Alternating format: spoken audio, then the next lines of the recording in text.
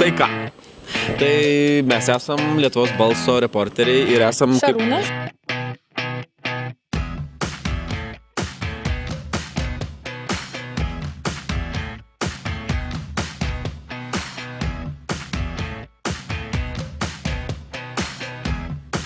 Ir Santa.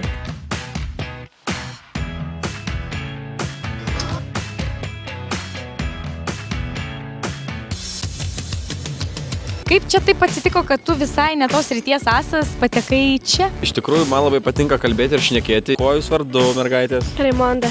Pirmą kartą Lietuvos balse čia esat? Ne, užvakar dar buvom.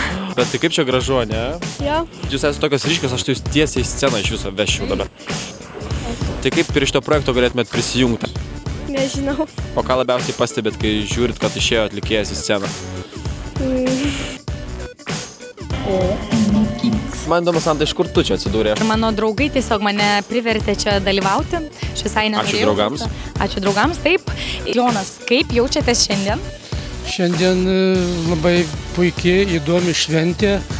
Ar palaikot šiandien kažką, ar atėjo tiesiog savo malonumui? Arianą palaikiau. Na, šaunu, ir kaip sekėsi jai? Nu, taip sakant, pradžia nebloga. Mes mokomės, tarkim, nelaikyti mikrofonų taip aukštai. Ai, va, čia yra didžiausias mūsų išmoktas šiandien.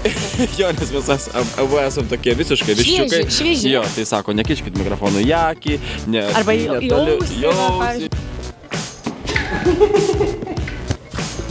Su tavo tais plaukais man vis knieti, sužinot. Žinot, pasakė man, kad man Šarūnas padės. Ir galvoju, nu kažkaip čia reikia pažiūrėti, kas tas Šarūnas Kirdeikis. Galvoju, kas jis per vienas. Nu ir žiūriu, ilgi plaukai, kokia dailų ševeliūra, tokia visa teka, kaip deivės undinės. O dabar undino. Ir ateina kažkoks plikas diedas Marozas. Nu.